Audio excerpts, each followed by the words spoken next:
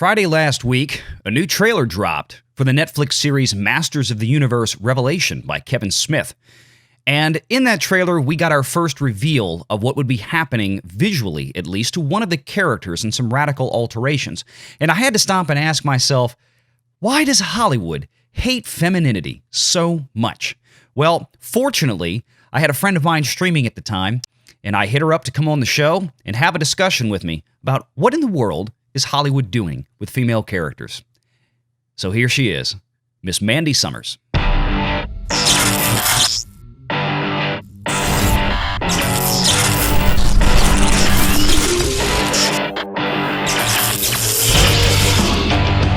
Renegade Online. Well, good evening, folks, or good morning, folks, depending on where you are. We're going to do a little quick review today of the new He-Man trailer that has dropped on Netflix.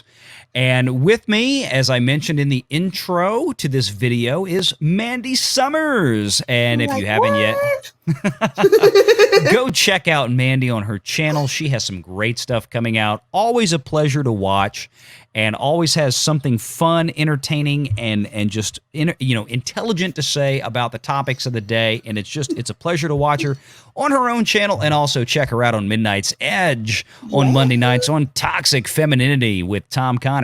So let's get into this. I'm going to try to pull this up. Hopefully the audio will work. If it doesn't, we'll sludge through it. Really, the visuals, I think, for the conversation, because what I want to talk about today is not just the reaction to the trailer, but I want to get into a conversation with Mandy today about what's going on with femininity in Hollywood characters, in cartoon characters, in comic book characters. It seems like there's just a giant eraser that's I don't get it. I don't understand. So I wanted to bring in absolutely the most feminine, girliest girl I know on YouTube to talk about this. Somebody that I have a tremendous amount of respect for. So let's go into this. I'm going to try to share the screen here. And folks out there, I am still learning StreamYards, so bear with me on this one. Magic gave birth to Eternia. Again, the first planet it's beautiful. in all of creation. It's absolutely beautiful. But now the magic is gone. The animation is fantastic. I mean, look at this. Look at the art that they use for this. This is, we have been begging for cartoons to quit with this Caltech crap that they've been pulling, right? Yeah. They've done it. This is visually beautiful, but again, let's see how this story seems to go before we say too much. Without magic, Eternia will rot and die, and as goes Eternia, so goes the entire universe. Okay, so they got rid of. I love the voice actors. The voice actors sound good. I mean, everything is. And again, for Mandy and for anybody out there who hasn't seen it, there was another trailer about a month ago, maybe slightly shorter than that. I can't quite remember. Maybe just a couple of weeks ago, where there was a teaser trailer. And I mean, it was to the immortal I Need a Hero song. And it was just, I mean, it pumped me up. I even did a YouTube short on it. I was pumped. I was totally pumped. And this one came out today. So let's keep going. Let's keep going. I built a life of truth. Away from Here's that. Tila. And now you want she me looks to beautiful. Magic? All right, I'm digging this. Yes, to save Eternia. What was that? Yeah, there it is. All right, it stuttered on my end a little bit, but yeah, there's I don't know what image you. Let's see. Can you scoot back a little bit? Yeah. Oh yeah. All right, hold on. Let me. Yes. Yeah, right there. There we go. Wow. So, yeah. Tila starts out as Tila, like we all remember her growing up in the 80s. I was an 80s kid. Mm-hmm. And okay, so she cut all her hair off, and it goes on from there. So you can kind of keep Why do playing. they all have to have the same haircut? Oh my gosh! Did you catch the other? Did you catch the other side of her hair yet? No. It's shaved. It's shaved. It's of course. shaved off. It's the keep going. Oh God. That's not the Tila anybody remembers. Tila was beautiful and strong. And I mean, not saying that she's not strong now, but they do everything. They do it with every female that you see now that goes through Hollywood. I mean, if you even look back to what they did to Harley Quinn in Birds of Prey, she's one of the most beautiful women in the world. I mean, she's stunning. Robbie Margot or whatever. She's stunning, right? Margot Robbie, yeah. Yeah, but they made her a god awful. I mean, I don't. Why is it always the same haircut though? It's like they have to defeminize women, and at the same time, you know, like make men look like they're stupid or just horrible. It's either one way or the other. Either they're bumbling idiots that can't get anything right, or they're horrible, sexist, misogynist. You know, I don't know what they're trying to accomplish here. The way feminism has gone, I don't know any woman that could agree with modern day feminism and be okay with it while having, you know, sons, while having brothers, while having uncles, fathers, you know, men that genuinely take care of them in their lives. I don't know what they're doing. Anybody knows, you know, except the showrunners know what they're doing with the character of Prince Adam / He-Man at this point.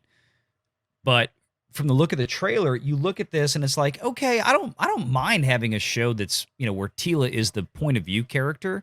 Mm-hmm. But what strikes me is that obviously, you know, Kevin Smith and the creators of this show went out of their way to radically alter her. Oh, absolutely. And especially visually into that. And we know for a fact, just if history repeats itself, so we know for a fact that not only if they have altered her appearance, you can almost 100% guarantee they have altered the core characteristics of the character as well. They always do. She will not be the character that we remembered from the 80s. What I do find a little bit fascinating is the one that we watched previously before this one. I saw a lot of He-Man. There was a lot of He-Man stuff going on. When we watch this one, he's there, but there's a very, very little. So I do feel like there was a little bit of a bait and switch in He-Man. You're getting a He-Man. Oh, no, not really. It does feel very much that way because I didn't see even half as much of He-Man in this as I did in the previous trailer they released. So, the teaser. The teaser from a few weeks ago, right? It's kind of hard to ignore the stuff at this point, and it's not that it's like, okay, we can have characters that are gay, straight, black, white, male, female. I don't give a damn about all that. Just give me a good story. But it's like when it seems like every time we turn around right now, we have it in Star Wars High Republic. We had the you know, half shaven headed Jedi character there. We have She-Hulk right now that has been radically changed into this. She looks like a linebacker for the New Orleans Saints. You know, it's does. Like there's nothing feminine about these female characters anymore. And I don't understand this. And I mean, no.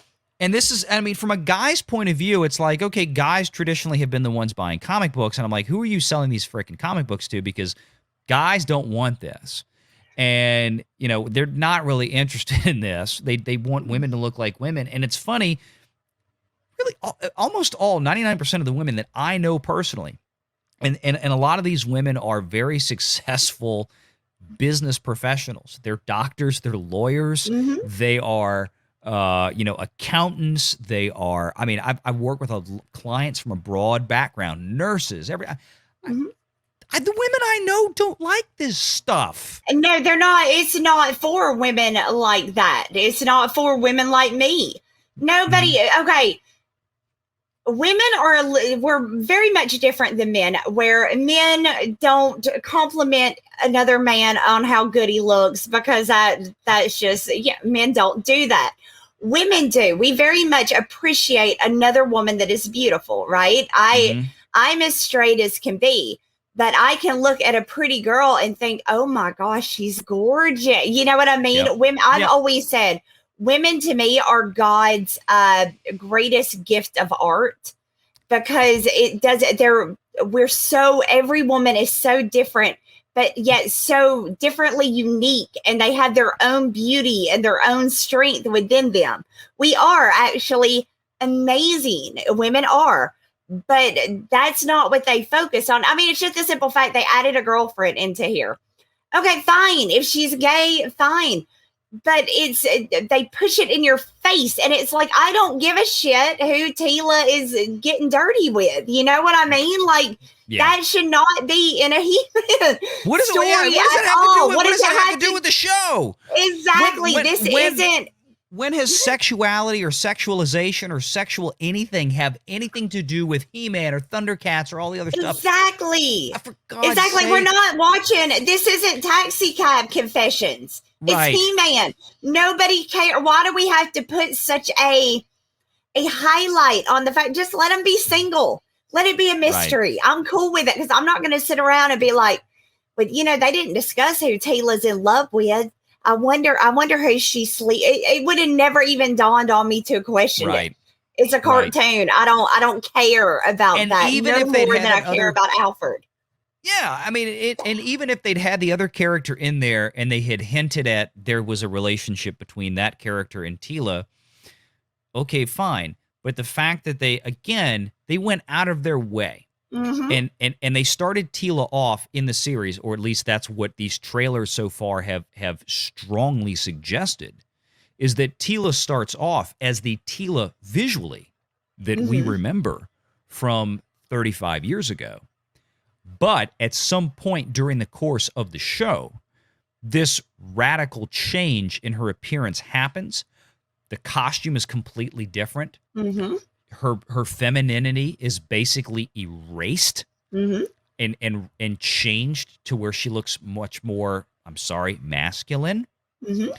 And on top of that, we have the other character that I'd bet money on it at this point that is where they're going with this, or at least in a hint, and to use a phrase that apparently is very popular these days on social media, which I don't follow that terribly well.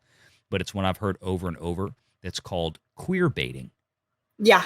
To where it's like they're going to dangle that carrot out there, especially during something like Pride Month, which I don't have any qualms about Pride Month, just to be clear to everybody.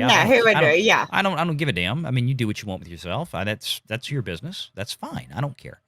But it seems like this is another dangling of the carrot that's out there that's like, come in and watch this, because look what we're doing with this character. That's exactly what they're it's doing. Like, and it's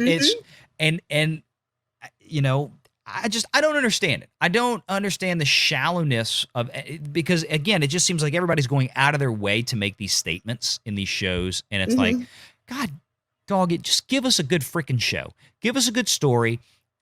And stop making the virtue signaling apparently the center focus of everything that's going on. But it bothers me when I see, it really bothers me when I see femininity being destroyed. It's one of the reasons why I love watching you on Monday nights with Lorena and Nina and Jane when she's on there. And you guys just had Force of Light Entertainment on there this past week. Yeah, they were great. Yeah, they're wonderful. And I mean, these are real women. They are. Yes. And all, I mean, I say these, I'm all of you, and it's like, but it feels like to me, and I could be wrong, but I'm like, I just feel like you guys are just getting silenced by constant Hollywood social media stuff like this. Yeah, over and over. It's ridiculous. I grew up much like you in the 80s, where one of the great things about growing up in America is, as a woman, you can dress however you want to. You can be free to be your true self. I can't tell you how many people have told me to cover up that I dress inappropriately. I'm not out, like I'm in my garage. I mean, it's not like I'm, like in a classroom. I'm in my garage, and I've got people literally telling me to cover up, because my body type at this point is actually considered offensive. If you look at like the Victoria's Secret Angels, how they have been replaced. Oh. They were basically telling those women, your body type is out, you're inappropriate, your body type is now considered disgusting, and this is what real women look like. But the problem is, if they're saying that to real women, that is their real body type. And well, yeah, I'm sitting here looking at you. You look pretty damn real to me. I mean, it's so insane now as a female, how you are literally, it's like going back to the 1950s in the point to where like you are judged immediately from the way you dress or the fact that you have long hair.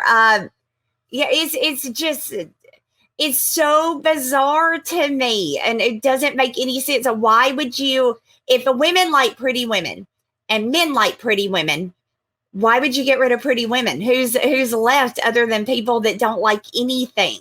Because they're only on this right now until they change it. Then they're going to move on to the next thing. Then they're going to move on to Tolkien. Then they're going to move on to this. Then they're never going to be satisfied. They're never going to be full, because the problem is that they themselves feel bad about themselves. They feel they're not happy with themselves. Instead of changing themselves, they put all of that hatred that's technically inward, but they push it out onto the world and say, no, I'm right, you're wrong. It's disgusting. And now Hollywood is full of those. They don't care about giving us a good story.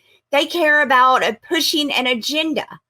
And it's to the point now where, like, I can't let I don't want my kids watching this. And this would be, you know what I mean? Like, and there's so many things that I watch. I now have to literally watch Disney movies before I let my kids watch them. Where used to be, you stick a Disney movie on, your kids are getting good. You know what I mean? There's nothing going to be in it. There's nothing offensive.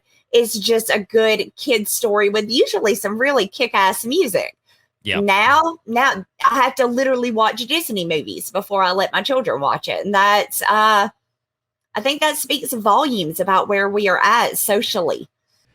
Mandy and I continued for quite some time longer, which we will get to in a future video in the next few days. So please make sure you're subscribed to this channel and to Mandy Summers as well. You can catch her on her channel and on Monday nights at 8 p.m. Central on Toxic Femininity on Midnight's Edge. Until next time, take care.